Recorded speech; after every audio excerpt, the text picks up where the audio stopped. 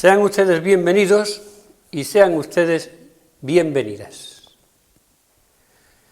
El Día Mundial contra la Violencia hacia las Mujeres ha marcado la agenda en los primeros días de la semana y lo ha hecho para recordar lo que quienes lo sufren recuerdan durante todo el año y quienes trabajan para evitarlo o mitigarlo lo tienen presente a todas horas.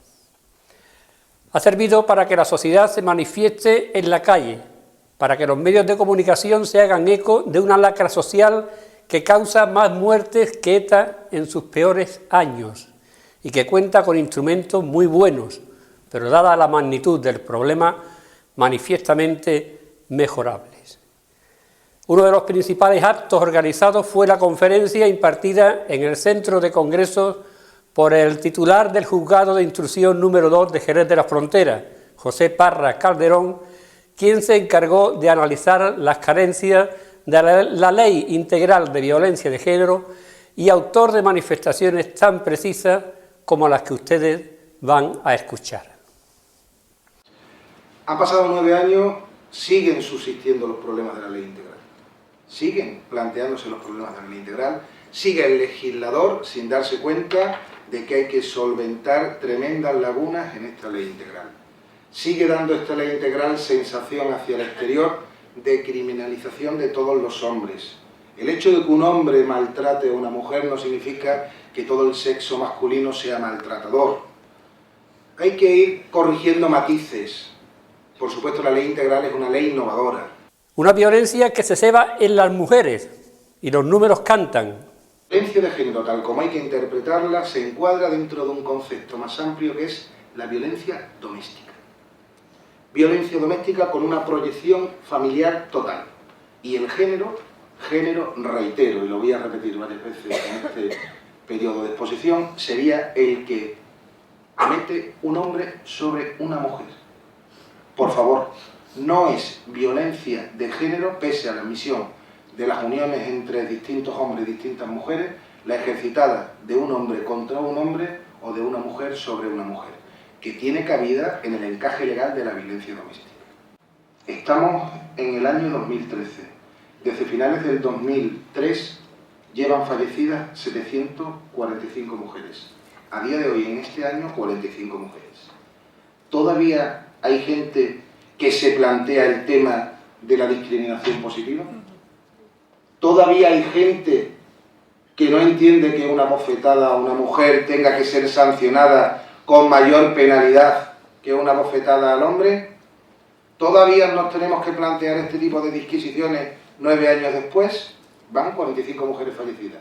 Esto es un ataque terrorista, es una lacra que hay que erradicar. Ni en los famosos tiempos de ETA estamos padeciendo este tipo de masacres y de ataques. ¿Y por qué? ¿Y por qué ocurre esto? No me vale el argumento, también mueren hombres, ¿cierto? También se cometen asesinatos y homicidios de mujeres a hombres, pero la realidad es abrumadora. La realidad en este año es que llevamos 45 mujeres fallecidas, y además de forma brutal, sin necesidad. Pero las carencias de la ley no son solo el gran problema, aunque la propia ley dé pie a que aparezcan estas carencias.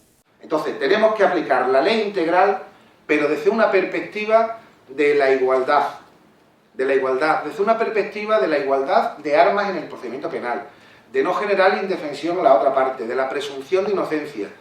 Y me dirijo también a los miembros de la Fuerza y Cuerpo de Seguridad del Estado que estén aquí, que actuamos todos por protocolo y todos estamos asustados, hay que ser valientes. Lo que es A es A. Cuando ha habido un maltrato, por supuesto, habrá que obtener una respuesta punitiva. Pero ojo, una cosa es la verdad formal y otra cosa es la verdad material. La verdad material es lo que ha pasado realmente. Pero a veces nos quedamos nada más que en la respuesta de la verdad formal. ¿Por qué? Porque la mujer no quiere declarar. Artículo 416 de la Ley de Enjuiciamiento Criminal se echa atrás, empiezan a producirse acontecimientos extraños y empieza a trabajar la policía, trabajan los jueces, trabajan los fiscales y al final termina todo en una sentencia absolutoria. Y a los 2 meses la han asesinado. Desgraciadamente esto es lo que tenemos que trabajar. Yo opino, antes de empezar esta conferencia, hablaba también con Ruth, que a lo mejor una de las cuestiones primordiales sea una profesionalización mayor para trabajar desde el punto de vista de la víctima. A la víctima hay que trabajarla también, no solo al maltratador con los famosos cursos de reeducación, a la víctima, y esto es una de las propuestas que quiero lanzar aquí en este foro, que sería muy interesante. No hablo de la victimización primaria o secundaria, de que la coge la policía, la coge los servicios sociales, la coge etcétera, etcétera, el fiscal, la cogemos nosotros en instrucción, la cogen luego los jueces en el enjuiciamiento. Llega un momento que la mujer ya no quiere saber absolutamente nada, porque encima del problema que tiene, le tomamos manifestaciones hasta 6, 7, en 7 ocasiones. Eso es una barbaridad. El juez Parra cree que ya no se trata de un problema cultural heredado y advirtió que la violencia de género se está dando cada vez más en adolescentes y en jóvenes. No deviene todo de hace 40 o 50 años. Ya estamos sufriendo o padeciendo una violencia de género entre estratos sociales muy jóvenes que no tienen razón de ser, provenientes de padres jóvenes que no tienen estas raíces anteriores con estas connotaciones sexistas del machismo, el feminismo, la concepción patriarcal. El padre es el que llega a casa, el padre hay que ponerle la zapatilla y lo que diga tu padre y tu padre y tu padre, y vamos a cambiar un poquito el concepto, que ya ha cambiado el Código Civil en el año 2005. Igualmente, fue tajante a la hora de señalar la responsabilidad que tienen las personas del entorno de socorrer a una posible víctima. Un delito en el Código Penal que es la omisión del deber de socorro. ¿Cuántas veces algunos de ustedes no han pasado por la carretera y han visto un accidente de tráfico? Iban montados en el coche con su familia y con sus hijos. Y les ha pasado por la cabeza, estoy completamente seguro porque somos humanos, no pararse. Es humano, y en esto ocurre lo mismo. ¿Cuántas veces han escuchado o ustedes mismos han visto a alguien o al lado en su casa unos gritos y unas voces que perfectamente identificaban como un ataque verbal de un hombre a una mujer? Y no han querido hacer nada. Es humano. Pero también es humano pensar que si a lo mejor ustedes llaman, la policía interviene y podemos salvar una vida. Ese es el planteamiento que tenemos que hacer. Pero Parra va más lejos. La propuesta del juez llega incluso a criminalizar la apología del maltrato, de la misma forma que se criminaliza la apología del terrorismo. Lanzo aquí esta nueva propuesta: criminalizar la apología de la violencia de género. Si existe la criminalización de la apología de los actos terroristas y de los que cometen hechos delictivos, también tenemos que ir acostumbrarnos a aquel animal de bellota que en un bar está diciendo: esto es lo que le hacen falta a las mujeres, esto es lo que hay que hacer, de broma a un amigo. Esto sería la apología. También tendríamos que ir buscando una vía adecuada para que este tipo de manifestaciones, ni siquiera ya con esa connotación jocosa o de broma en un bar o en cualquier sitio, se realicen. Sería criminalización de la apología de la violencia de género. Articular el extrañamiento del agresor, extrañamiento como la antigua pena del Código Penal, porque nos estamos dando cuenta que a veces las medidas de órdenes de protección y de alejamiento a 100, 50, 200 metros no son efectivas. Cierto es que a veces se ponen 500 metros y podemos echar a una persona de su pueblo, pero es que cuando lleva 3, 4, 5, 6 denuncias hay que tomar medidas. Y lo que los jueces de instrucción no están haciendo, ni los de violencia sobre la mujer, es el ingreso en prisión, porque es muy duro. Es que te vas a enterar cuando te coja, amenaza leve, orden de protección, le ponemos un alejamiento y va a ver a los niños al colegio, se encuentra con ella y la vuelve a amenazar. Técnicamente, según el artículo 505 de la Ley de Enjuiciamiento Criminal, habría que convocar a comparecencia de prisión y meter a ese hombre en prisión, pero no se hace. Pero uno de los grandes fallos de la ley, a juicio del juez, es que no se suspende la patria potestad del agresor sobre sus hijos. Caso de la última chica asesinada en Jerez, con 2 niños pequeños. Es que la situación es kafkiana. El padre, presunto asesino, no tiene privada la patria potestad. Y los abuelos maternos se han visto obligados a interponer una demanda para asumir la custodia temporal de los niños. Esto tenía que estar previsto. Y por supuesto, entre las asignaturas está luchar contra el fraude, contra el uso de la ley para mejoras procesales e incluso para ganar dinero. Señoras y señores, de todo hay en la viña del Señor. Señoras extranjeras para buscar la regularización en España, también la hemos tenido. Casos muy pequeños. Un bloque entero en la ciudad de Jerez, de 22 viviendas, 14 mujeres tenían alejamiento, cobrando 14 pagas a costa del Estado español, con los 14 maridos, parejas, viviendo en sus respectivas casas. Y nosotros, haciendo a través del OPA el control de los alejamientos, hasta que vimos la cabeza de uno, digo, coño, pero si este tenía que estar fuera de ahí. De todo hay. Entonces, ¿esto qué implica? Que si estamos aquí analizando la Ley Integral de Violencia de Género, es porque tenemos que buscar y tapar los defectos que tiene la ley. ¿Por qué ha pasado esto con lo de las famosas pagas? Porque han intervenido muchos ministerios y no han estado interrelacionados en el control del dinero. Fíjense qué cosas les digo. Ya se han aprendido que para cobrar tiene que haber una orden de alejamiento. Esa es la visión que tiene un juez. Luego está la que tienen los profesionales que atienden los servicios sociales especializados con los que cuentan los ayuntamientos. Ese personal es el que recibe la primera oleada del problema, el que tiene que ayudar a encontrar la solución mejor para la mujer que llama a la puerta buscando ayuda. Una ayuda que se antoja compleja desde el principio. El principal problema que se encuentra una mujer que está en una situación de malos tratos para dar el paso de presentar la denuncia es que estamos hablando de una situación en la que la persona a la que se va a denunciar no es un desconocido, no es una persona ajena a su entorno, es una persona a la que le une una relación sentimental, en muchas ocasiones hijos en común, una vida en la que están compartiendo multitud de situaciones, y entonces esa es a la persona a la que esta señora se va a enfrentar y con quien tiene que romper ese lazo. Eso hace que en muchas ocasiones la mujer dependa económicamente del posible agresor y le da miedo el quedarse desamparada económicamente. En otras ocasiones, y es muy frecuente, la dependencia es puramente emocional. Yo me he encontrado con muchas mujeres que, teniendo independencia económica, han sido incapaces de dar el paso porque no admiten la ruptura de la relación sentimental con esa persona, a pesar de que esté siendo absolutamente destructiva.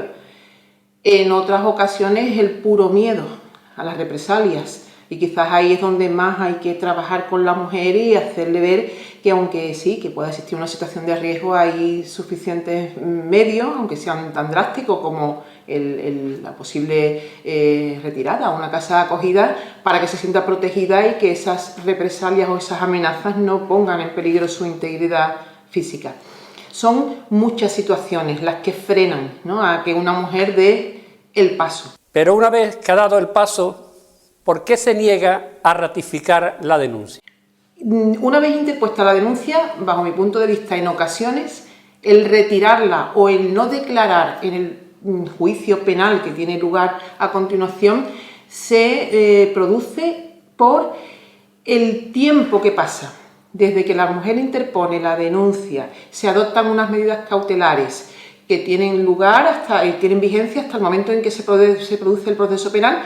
Cuando ese juicio va a tener lugar, igual ha pasado más de un año. Y evidentemente en ese año, esa persona, su situación familiar, su situación a nivel de divorcio, de separación, igual ya la ha solucionado. Y se encuentra con que tiene que volver a enfrentarse al presunto agresor en un proceso que a ella ya realmente no le va a reportar nada. Entonces me dicen, es que yo no quiero realmente ya que a él le pase nada. Entienden el que él pueda ser condenado como una especie de castigo que ellas no quieren. Ya ellas tienen lo que necesitaban, que era divorciarse, vivir cada uno por su lado y tener todo ese tema arreglado. Y llega el momento de declarar contra él y entonces a lo mejor ya no se ven capaces de hacerlo.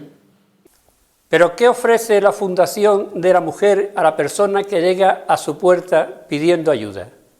Lo que se encuentra es el asesoramiento jurídico y sobre todo un asesoramiento, yo ya no diría solo jurídico, que por supuesto sí, sino también personal. En muchas ocasiones se entra por la puerta con unas ideas a veces equivocadas. Yo insisto muchísimo en lo siguiente, porque me paran en la calle muchas veces hombres porque piensan, no sé, que hay una trituradora de hombres en la puerta de la Fundación de la Mujer y una alfombra roja para cualquier mujer que llegue con cualquier planteamiento, y para nada es así. Ese asesoramiento jurídico, en un problema incluso de malos tratos, de violencia y demás, también se le da a hombres, que quede claro, no se cierra la puerta, se le da a hombres y a mujeres. Y no quiere decir que sea trituramiento para unos y alfombra para otros, simplemente realidad, la ley, que es lo que marca. Y muchas mujeres, insisto, entran pensando que venga lo que venga yo a contar a la Fundación de la Mujer, pues aquí me lo van a poner todo, y no.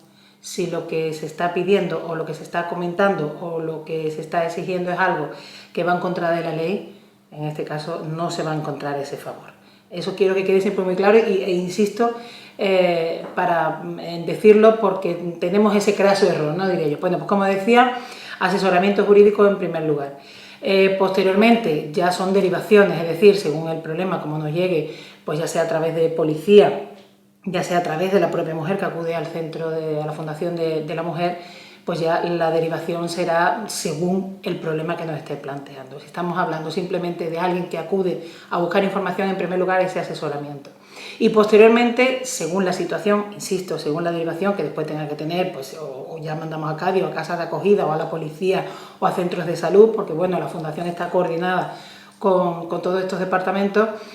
Buscamos, si es posible, que continúe con nosotros, que continúe en una formación de distintos tipos y sobre todo pues abrir puertas, que muchas veces ocurre que hay mujeres que están cerradas, ya no solo en lo físico, en su hogar, sino en sí mismas, y en muchas ocasiones esa apertura al mundo que nos rodea y esa apertura con la formación de muchos tipos, ya sea laboral, con intento de integración en el mundo laboral, o ya sea simplemente formación pura y dura, pues también de esa manera se realiza una gran labor. Y aún así, el año que viene se volverá a conmemorar el 25 de noviembre y posiblemente se esté hablando de los mismos problemas de este año, porque avanzar se avanza, pero muy lentamente.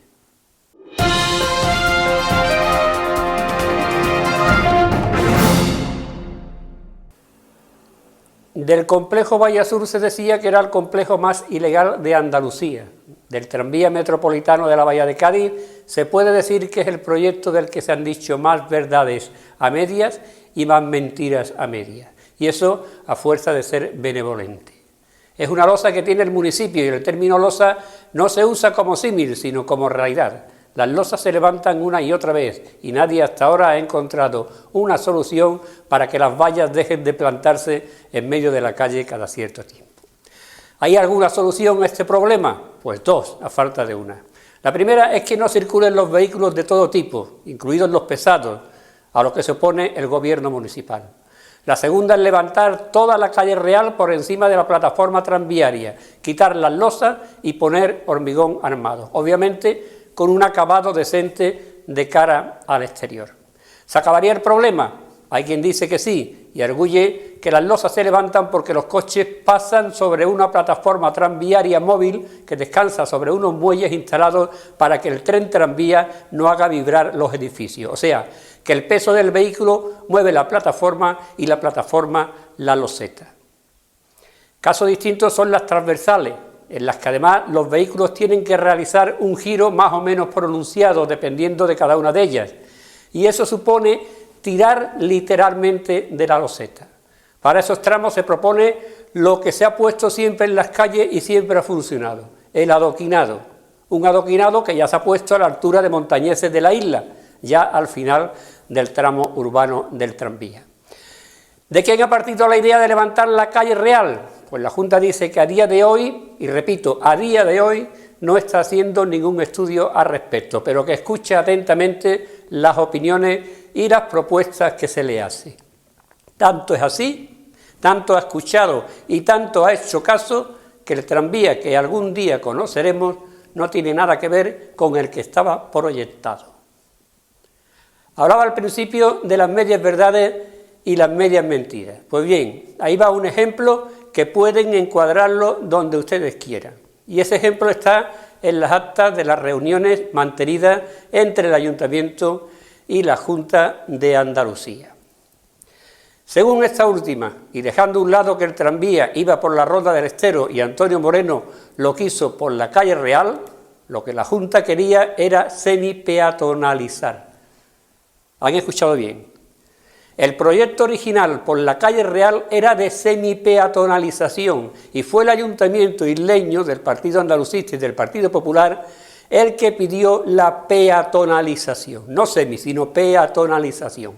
O sea, que la calle Real iba con unos materiales más baratos y más resistentes al tráfico rodado hasta que el ayuntamiento exigió la peatonalización y la construcción de una calle con granito rosado, mucho más caro y a todas luces no apto para el paso de vehículos. Porque esa es otra. Los estudios de la Junta señalan que el tráfico que pasa por la calle Real es 20 veces superior al de una calle por la que solo iban a pasar vehículos de urgencia, como corresponde a una calle peatonal que quería el ayuntamiento. Este tráfico también es muy superior en las transversales y ahí están las consecuencias.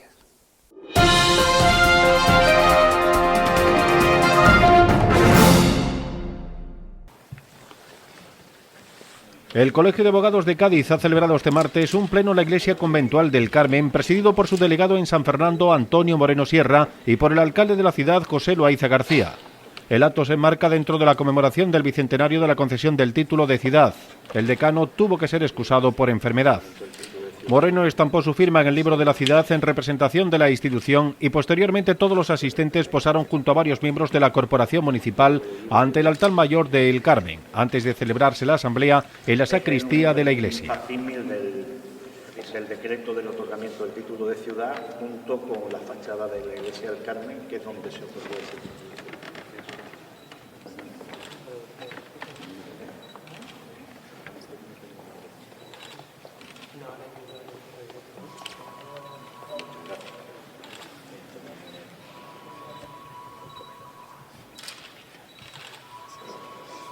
El alcalde isleño José Loaiza quiso agradecer al ilustre Colegio de Abogados su participación en la efemérides de la ciudad, precisamente cuando este miércoles se cumplen los 200 años exactos de la promulgación aquel 27 de noviembre de 1813 del decreto por el que la isla se le otorgaba el título de ciudad.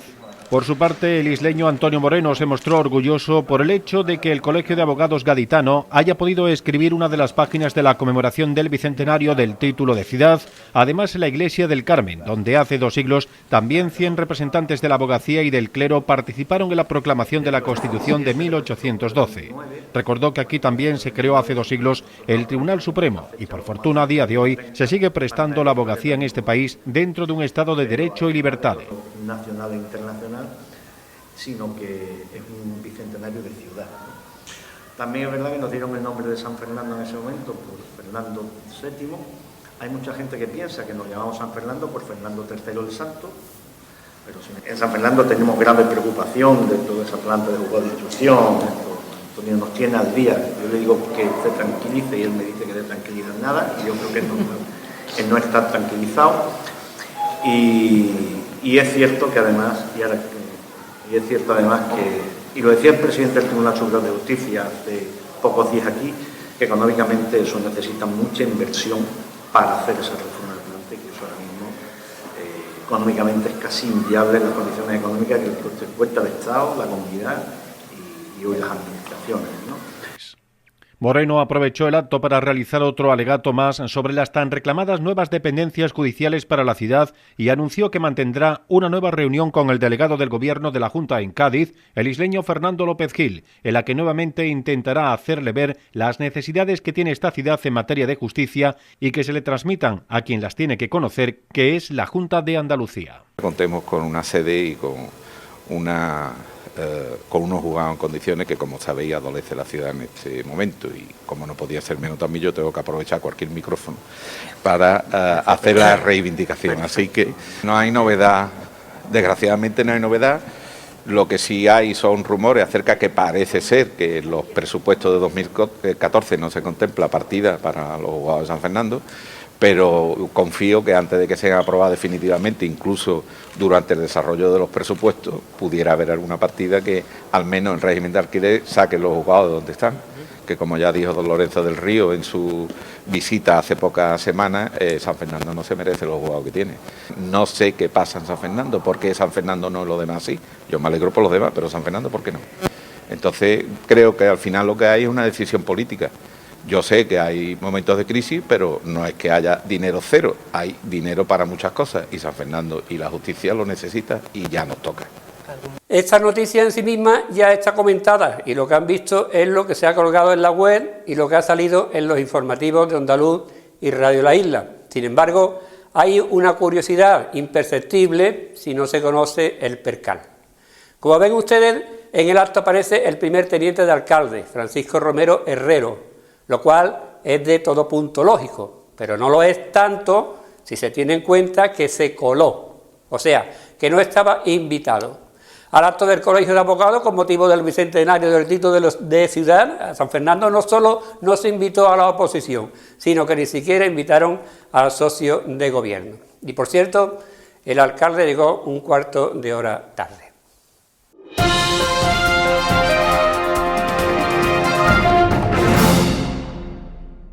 Ya hay acuerdo para arreglar el Ayuntamiento de San Fernando y por 8 millones de euros que el alcalde no descarta que se pongan en 9. Las últimas reuniones entre los representantes de la Junta, el Ayuntamiento y el equipo redactor del proyecto han hecho los recortes necesarios para bajar de 12, que podrían ser 10, a la cantidad que José Loaiza puso sobre la mesa. Ya estamos todos de acuerdo en que se puede hacer en 8 millones de euros IVA y beneficio industrial incluido. Todos de acuerdo. Hasta el arquitecto del proyecto. Hasta el arquitecto del proyecto. Con lo cual, me da la razón en lo que yo dije. Que no se necesitan 18 millones de euros para que ese edificio empiece a funcionar. Que no. Lo ha dicho el alcalde, para que comience a funcionar, pero también puede comenzar a funcionar haciéndolo por fases y respetando el proyecto ganador del concurso de ideas, algo que se merece un edificio de la importancia del consistorio de San Fernando. Uno puede pintar su casa con pintura que cueste 1.000 euros el kilo y la puede pintar con pintura que cueste 100 euros el kilo y dura lo mismo y de la misma calidad. Eso está más claro que el agua. Nos ha dado la razón.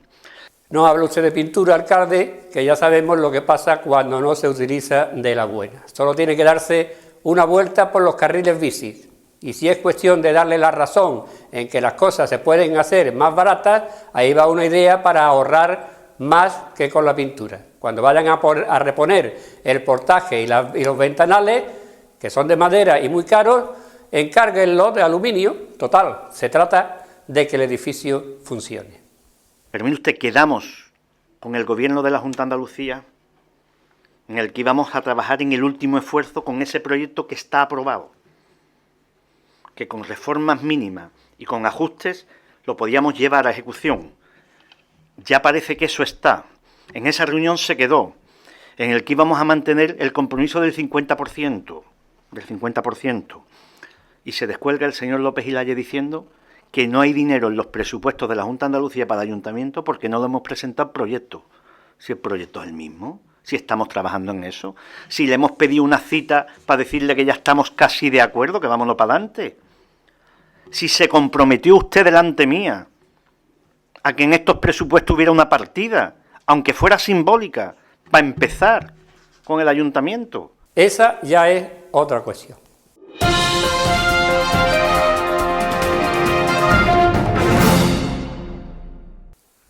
Y se agota el plazo para que el Hospital San Carlos pase a manos de la Junta de Andalucía, sin que se sepa nada sobre las conversaciones, o al menos sin que trascienda nada. El alcalde ha sido explícito, aunque sea para explicar que por lo que respecta al Ministerio de Defensa, todo va bien.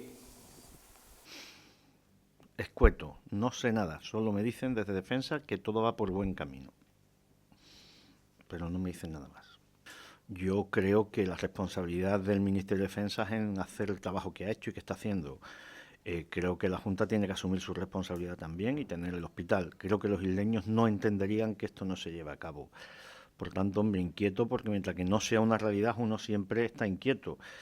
Pero espero que a ninguna de las dos administraciones, y estoy seguro que una no está poniendo ninguna pega, espero que la otra, que es quien tiene que recibir el hospital, no ponga pegas en este sentido.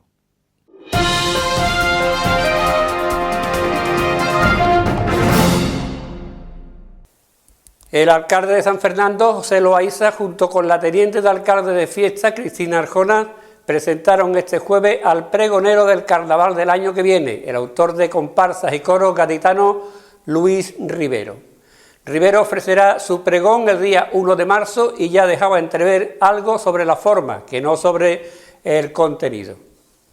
El primer pregón que di fue el Carnaval de San Lucas de Barrameda, que fue en el 2005, y luego he sido pregonero también del Carnaval de Ceuta, el Carnaval de las Cabezas de San Juan, de Paterna, y el año pasado de Alcalá de Guadaira también. O sea que ya son algunos pregones y bueno, pues sin menospreciar, ¿no? Pero por eso cuando me dijeron San Fernando, digo, hombre, esto de hecho es la primera vez que para dar el pregón hay incluso una rueda de prensa, vamos, que se ve que hay que estar, hombre, en todos los pregones he intentado hacerlo lo mejor posible y bueno, si me han seguido llamando para otros, no habrá salido tan mal, supongo, no lo sé.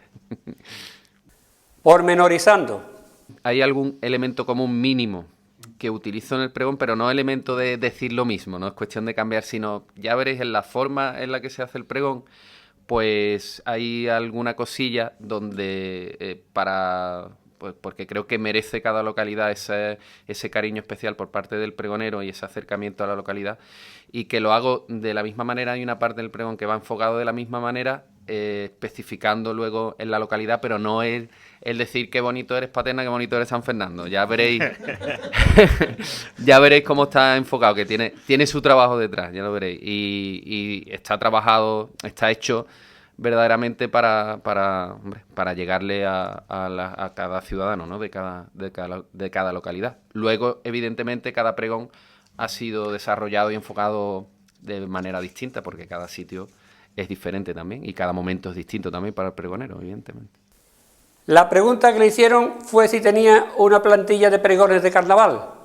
No me refiero que haya que hagan los pregones de la misma manera, sino que hay un elemento común que es algo mínimo, pero que ya veréis que creo que os va a gustar, que utilizo en los pregones porque me parece como una seña de identidad mía propia. No es como una fórmula de decir hago esto y ya lo tengo para todos sitios, sino una seña de identidad que pensé que podía ser algo original en su momento, y la verdad es que me ha funcionado bien porque es una forma de llegar a la localidad, pero es que si sigo desgranando a lo mejor voy a dar alguna pista y no lo quiero hacer.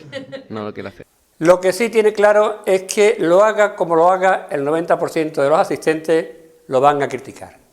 Es lo más normal, además, porque de hecho, evidentemente, cada persona, sobre todo cada persona, tiene una idea de cómo cree que se debería hacer el pregón o cómo se debería hacer. Entonces, como es muy difícil coincidir con lo que cada uno cree que se debería hacer en el pregón, pues lo normal es que se le critique, es algo evidente. Pero yo, independientemente con la crítica que pueda recibir el pregón, lo que yo siempre intento en los pregones, y aquí no va a ser una excepción, es que todo el mundo se vaya con la sensación de que el pregonero ha intentado trabajarse bien el pregón y ha intentado llegar a la gente y ha intentado pregonar la fiesta que en este momento, en este caso que el carnaval que se va a comenzar, ¿no? Que no ha venido a pasar páginas y a decir, bueno, aquí pongo mi cara bonita, bueno, ya un poco menos bonita, pero bueno, y ya está, quedó la mar de bien y venga más gente para aficionado para mi grupo o para mí como autor y ya está. No se trata de eso, creo que hay que dedicarle el tiempo suficiente y yo desde luego lo voy a hacer. Y eso a pesar de la plantilla de hacer pregones. No hay plantilla, hombre. No hay plantilla. Lo ya verás, yo creo que os va a gustar del elemento que estaba hablando. Ya lo veréis que sí. Y lo normal sería poner al pregonero del año pasado, pero como no lo he encontrado en vídeo, nos remitimos a una actuación de la gala del Carnaval de 2012 en la que actuaban los Puretas del Caribe. Al fin y al cabo, son más de mi generación. Que sean ustedes razonablemente felices. Mueven el culo y nunca sueltan el vaso tubo. Meten barriga, mueven el culo y nunca sueltan el vaso tubo. Tienes que bailar, no importa nada, aunque ya no seas un pibe. Déjate llevar y te sentirás un pureta del Caribe. Baile el parco la rifa, hoy, hoy, hoy, que baile el parco bundaca. Hoy, hoy, hoy, que lo baile el gallinero. Hoy, hoy, hoy, que baile Vicente Sánchez. Hey, hey, hey. ay, ay, ay, ay, para que todo el mundo lo sepa sin bailar los puretas. Meten barriga, mueven el culo y nunca sueltan el vaso tubo. Meten barriga, mueven el culo y nunca sueltan el vaso tubo. Y meten barriga y mueven el culo y que nunca sueltan ese vaso tubo. Tienes que bailar, no importa la edad, aunque ya no seas un pibe. Este carnaval vamos a